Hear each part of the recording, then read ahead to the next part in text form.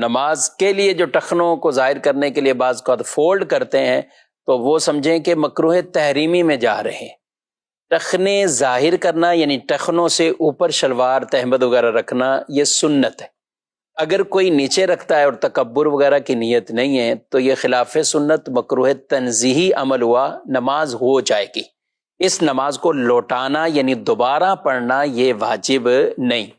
لیکن اگر کوئی شخص اس کی جگہ ٹخنے ظاہر کرنا یعنی ٹخنوں سے اوپر شلوار رکھنے کے لیے نیفے سے فولڈ کرتے ہیں، اور اسی طرح بعد پینٹ کو نیچے سے فولڈ کرتے ہیں اور ان کو ٹخنوں سے اوپر لے آتے ہیں، تو یہ جو فولڈ کرنا ہے نا، یہ مکروہ تحریمی عمل ہے۔ رسول اللہ صلی اللہ علیہ وآلہ وسلم کی حدیث مبارکہ ہے کہ مجھے حکم دیا گیا ہے کہ 7 ہڈیوں پر میں سجدہ کروں۔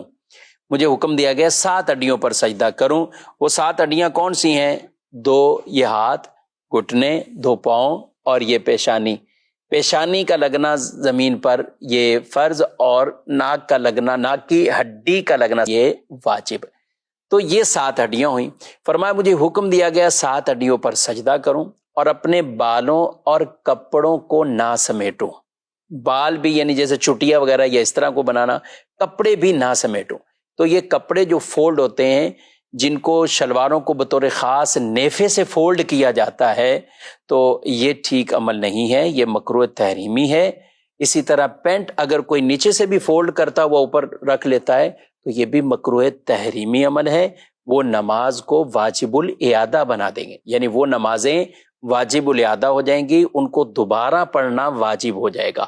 اگر کسی کی شلوار یا پینٹ بڑی ہے تو اسے چاہیے کہ پھر اولاً تو یہ چاہیے کہ ہونی اتنی چاہیے کہ ٹخنے ظاہر ہو جائیں، لیکن اگر ہے بڑی تو پھر وہ نارملی چھوڑ دے، یعنی ان کو فولڈ نہ کرے، نہ نیچے سے کرے نہ نیفے سے کرے، تاکہ ایسا نہ ہو کہ مکروہ تنزیہی سے تو بچ رہا ہے لیکن مکروہ تحریمی کے عمل میں پڑ رہا ہے۔ تو یوں اسے خیال اس چیز کا رکھنا ہوگا، اور کوشش یہی کریں ہمارا لباس ہی اتنا ہونا چاہیے کہ جو سنت کے مطابق ہو، اور ٹخنے بغیر فولڈ کے ہی ہماری شلواریں اتنی ہوں، پینٹ پہنے تو وہ اتنی ہو، یا تہمد ہے تو وہ اتنی ہو کہ وہ ٹخنے اس سے ظاہر ہوں، یعنی ٹخنوں سے وہ اوپر ہو۔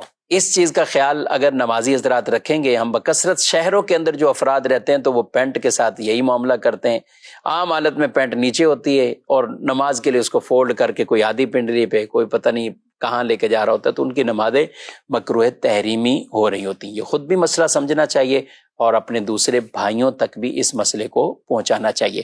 ہاتھ کے بعض اوقات یہ کلائیاں آدمی وضو کر کے آتا ہے، تو اب یہ وضو کیا اور اب یہ وضو کر کے آئے، اب اسی طرح ہی آپ نماز شروع کریں گے کہ تو یہ نماز بھی مکروہ تحریمی ہے، یہ نماز بھی آپ، جی ہاں، یہ نماز آپ کی مکروہ تحریمی، یعنی اس نماز کو بھی دوبارہ پڑھنا یہ واجب ہوگا۔ ہاں کوئی ایک آدھا بل ہوتا ہے بعض اوقات وہ رہ جاتا ہے ان آستینوں کا، تو اس سے نماز مکروہ تحریمی نہیں ہوتی۔ اب مثال کے طور پہ یہ ہیں، اب کسی کی یہ ایک بل ہے اور یہ ہاف کلائی تک بھی نہیں ہے، یعنی آدھی کلائی سے تک، آدھی کلائی سے کم ہے، تو یہ معافی کی صورت ہے، یہ عف ہے، یہ معاف ہے۔ لیکن شلوار کے نیفوں کے حوالے سے یہ نہیں کہا جائے گا کہ وہاں ایک بل وہ چھوٹ ہے، پینٹ کے اندر نیچے سے ایک بل کو چھوٹ ہے، ایسا نہیں ہے۔ یہ صرف یہ جو حکم ہے یہ کلائیوں اور ان بازوں کے حوالے سے، کیونکہ عام طور پہ وضو کے بعد کچھ نہ کچھ یہ کپڑا ایسے فولڈ رہ جاتا ہے، لیکن جو نیچے ہی نہیں کرتے اور یہاں تک چڑھا ہوا ہے اور اسی طرح آگے نماز شروع کر دی، تو ان کی نماز بہرحال مکروہ تحریمی واجب الاحدہ ہو رہی ہوتی ہے۔ یہ دین کے مسائل جب ہم سیکھیں گے، سمجھیں گے، اور نماز کو جیسا حکم ہے ویسا پڑھنا ہے۔ جی ہاں، فرمایا جس نے وضو کیا ویسا جیسا حکم تھا اور نماز پڑھی ویسے جیسا حکم تھا، اس کے گناہ اللہ بخش دیتا ہے۔ تو بخشش بھی چاہیے، تو ان احکامات کو پورا کما حق ہمیں بجا لانا یہ بہت اہم اور ضروری ہے۔ اللہ پاک مجھے آپ کو عمل کی توفیق عطا فرمائے۔